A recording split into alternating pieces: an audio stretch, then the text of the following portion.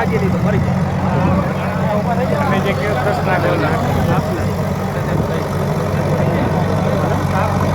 તમને બસમાં જે ના પાડી તમે એના વાત થઈ તમે કેમ ના પાડી કે બધું તમે એમ કે કામ ન થતા હોય તો એવું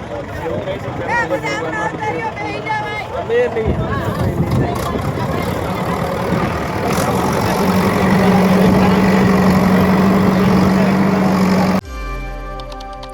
તાનાશાહી કોને કહેવાય આજે એની વાત કરવી છે એટલા માટે કારણ કે ગુજરાતના ખેડૂતને અત્યારે સરકારની અંદર જે એમના ધારાસભ્ય અત્યારે મૂંગા મોઢે બેઠા છે તેમની જરૂર છે કે ક્યારે અમારા માટે બોલવા માટે આવશે।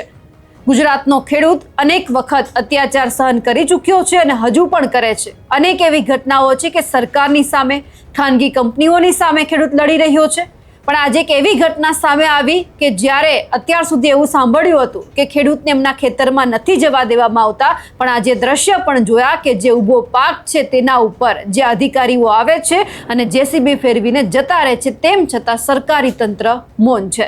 નમસ્કાર, આપ જોઈ રહ્યા છો નિર્ભય ન્યૂઝ અને હું છું આપની સાથે રિદ્ધિ। ગુજરાતનો ખેડૂત અત્યારે પોતાનું ખેતર બચાવવા માટે મહેનત કરી રહ્યો છે, એટલા માટે કારણ કે ચોમાસું ચાલી રહ્યું છે, વાવણીનો સમય છે, ખેતરમાં જવું છે। જે ખેડૂત પાસે ચોમાસા સિવાય કોઈ બીજો વિકલ્પ નથી વાવણી માટે, એ ખેડૂત બિચારો જશે ક્યાં? વર્ષ દરમિયાન પાક લેવાનો હોય છે તો એ સમયગાળો ચોમાસાનો હોય છે કે જ્યારે વરસાદ આવે તો જે પાક વાવે તો ઉગે અને પછી જે એમનું ઉત્પાદન થાય બજારમાં જઈ એને વેચે અને પોતાના ઘરનું ગુજરાન ચલાવે। પણ આજે એ જ ખેડૂત લાચાર બન્યો છે। શું કરે છે તો કે આજીજી કરે છે બે હાથ જોડીને કે મને મારા ખેતરમાં જવા દો, તેમ છતાં જવા દેવામાં નથી આવતા। અત્યાર સુધી મોરબી, સુરેન્દ્રનગર, દ્વારકા, કચ્છ કેટલા ખેડૂતો એવા છે કે જે સરકારી તંત્રની સામે લડી રહ્યા છે, તેમ છતાં સરકારના જેટલા પણ નેતાઓ છે મૂંગા મોઢે બધું જોઈ રહ્યા છે ને માત્ર એટલું કહી રહ્યા છે કે હા અમે કરી રહ્યા છીએ, તમને જે જોઈએ છે બધું આપી રહ્યા છીએ। પણ આજે વાત સામે આવી છે દ્વારકાથી કે જ્યાંના ખેડૂતો અત્યારે ક્યાંક સરકારની સામે લડી લેવાના મૂડમાં છે।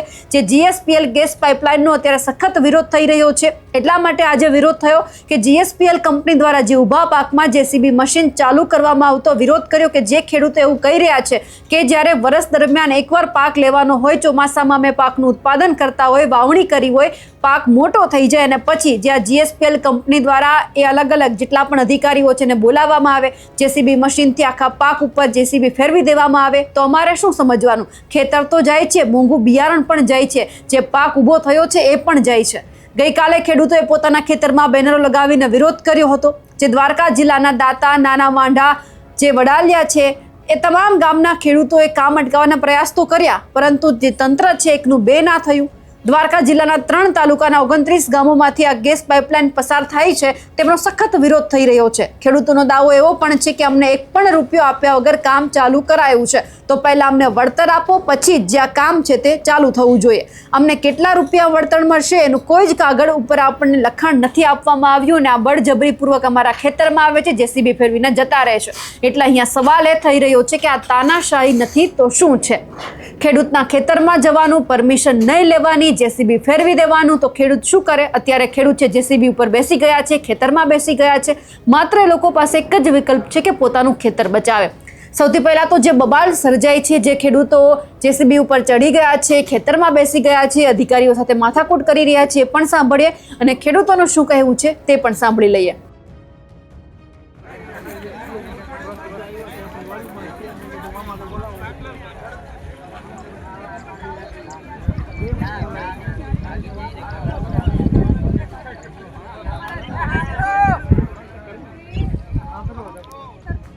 કરો ખેતરમાં હા બે પાર્ટી કરી હા તમે અમે એમ નથી કહેતા તમે પકડાય છે, તમે આમાં કામતા કરો, અમારે જોવા થાય ને અમારે કેવા થાય કે અમારા મામુ કામ થાય હા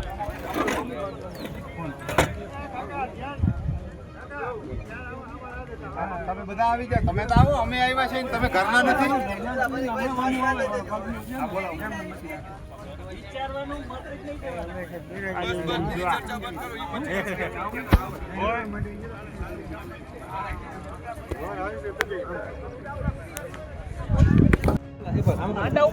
हेलो भाई, चा पानी ની સગવડ ચાલુ થઈ ગઈ છે।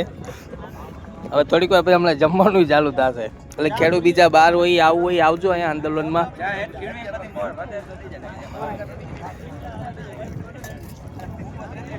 જેટલા ખેડૂત બહાર હોય જોતા હોય ટાઈમ હોય આવજો બધા ભાઈઓ.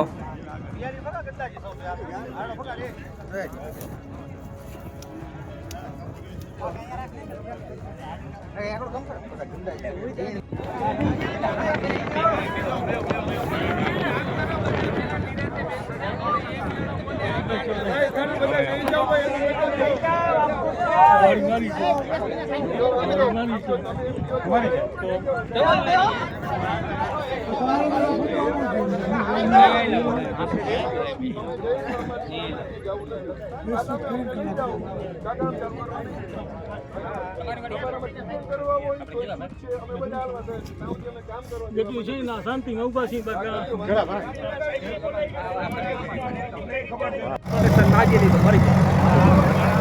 તમે જે કેવો પ્રશ્ન આપ્યો તમને બધું ના પાડી કે તમે રાત વાત થઈ જાય કેમ ના પાડી કે બધું મેં કંઈક ન દેતા ખોટું હોય તો એવું કહી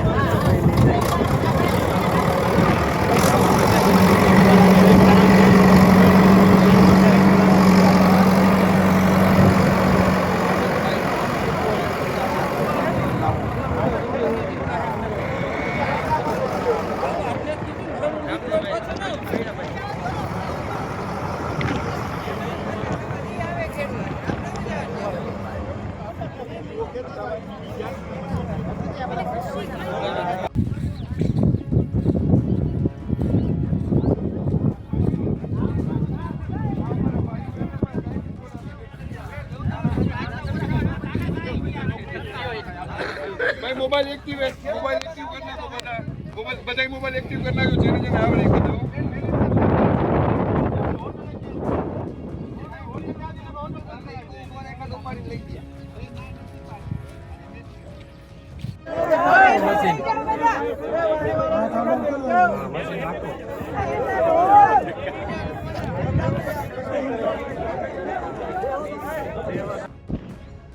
મારું નામ અજીતસિંહ છે. હું આ ખેડૂતોની સાથે અને હું એ ખેડૂત છું.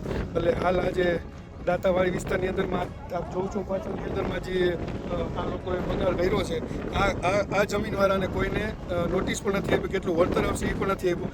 એટલા માટે આજ તમે આની પર જોઈ શકો છો કેટલા ખેડૂત ભાઈઓ બધા આવ્યા છે જે આજે કામ બંધ કરાવ્યું છે. જીએસપીએલની અધિકારી પોલીસ પ્રોટેક્શન સાથે આવ્યા છે અને આજે અમે લોકો આજના દિવસ પૂરતું અમે આજે કામ બંધ કરવા માટે આવ્યા છે. તો મારા બધા ખેડૂતને નમ્ર વિનંતી છે કે જેટલા પણ દેવભૂમિ દ્વારકાના ખેડૂત હોય એ બધાય પોતપોતાની રીતે જ્યાં પણ અને ખેડૂતો અન્યાય થતો હોય ત્યાં પહોંચી જાઓ અને આવી રીતના વિરોધ કરીને કામ બંધ કરો.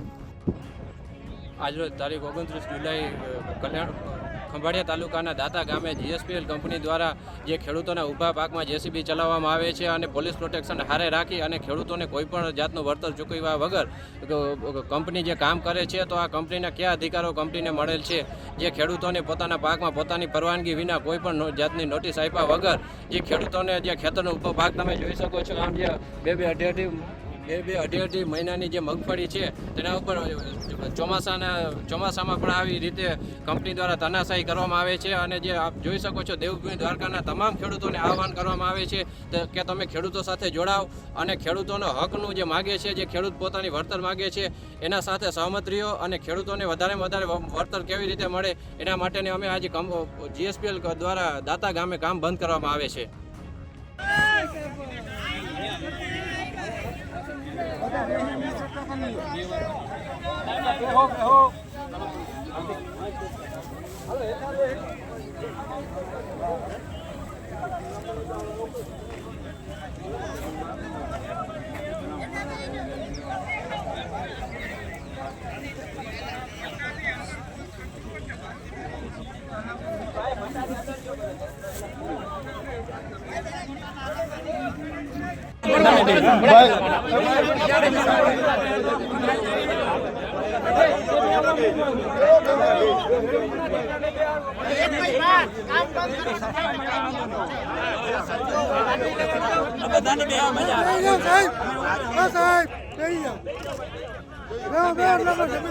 બીજા બેસી જાઓ બધા.